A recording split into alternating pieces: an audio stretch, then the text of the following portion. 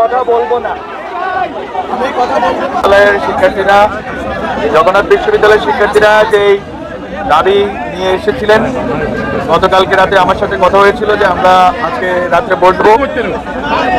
আরেকটা কথা হয়েছিল যে আগামীকালকে শিক্ষা উপদেষ্টার সাথে কথা হবে।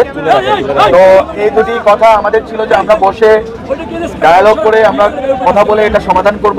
কিন্তু যেহেতু আপনারা মনে করেছেন, আপনারা ন্যায্য মনে করেছেন, আপনারা রাস্তায় নেমে এই দাবি আদায় আপনাদের কাছে ন্যায্য মনে হয়েছে, সেটা আপনাদের অধিকার বটে।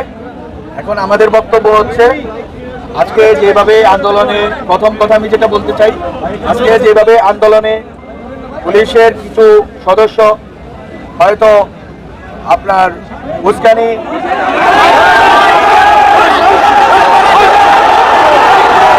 করতে দেন, কথা শেষ করতে দিতে হবে।